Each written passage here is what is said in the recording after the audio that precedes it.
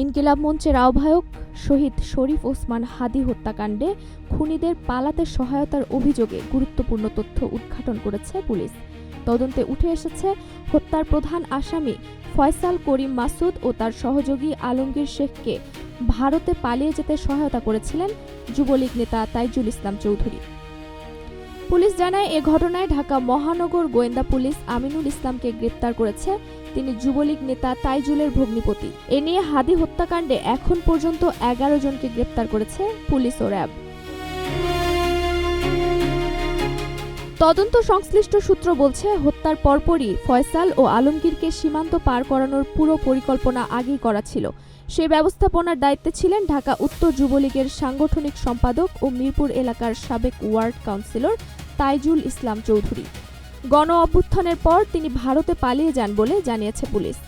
তদন্তে আরও জানা গেছে, ঘটনার রাতেই তাইজুল তার ভগ্নিপতি আমিনুলকে ফোন করে সীমান্তের দালাল ফিলিপ স্নালের সঙ্গে যোগাযোগ করতে বলেন। আমিনুল ফিলিপের সঙ্গে যোগাযোগ করে 2 আসামিকে ওই রাতেই সীমান্ত পার করানোর ব্যবস্থা করেন এবং তার নির্দেশে 5,000 টাকা পাঠানো হয়। আমরা বিশ্বাস করি, এই স্বপ্নগুলিতেই তৈরি হবে স্বপ্নের বাংলাদেশ। স্বপ্ন ধরা, ধরনীর বুকে স্বপ্নের ঠিকানা। ফয়সাল ও আলমগীর ঢাকা থেকে কয়েক দফা যানবাহন পরিবর্তন করে ময়মনসিংহের হালুয়াঘাট সীমান্ত দিয়ে ভারতে পালিয়ে যান। পরে প্রযুক্তির সহায়তায় তাদের অবস্থান শনাক্ত করে গোয়েন্দা পুলিশ সীমান্ত এলাকায় অভিযান চালায় এবং দালালের 2 সহযোগীকে গ্রেপ্তার করে। ডিবির অতিরিক্ত কমিশনার মোহাম্মদ শফিকুল ইসলাম জানিয়েছেন, খুনিকে পালাতে সহায়তার অভিযোগে আমিনুল ইসলামকে গ্রেপ্তার করা হয়েছে এবং আদালত তার 5 দিনের রিমান্ড মঞ্জুর করেছেন।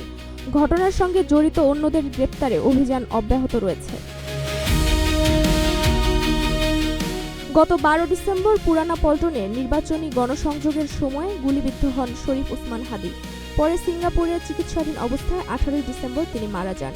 তার জানাজায় লাখো মানুষ অংশ নেন এবং তাকে ঢাকায় দাফন করা হয়। হাদী হত্যাকাণ্ডের নেপথ্যের সব ব্যক্তিকে আইনের আওতায় আনতে সর্বোচ্চ গুরুত্ব দিয়ে কাজ করছে আইনশৃঙ্খলা বাহিনী। নুসরাত জাহান জেরিন, নাগরিক প্রতিদিন।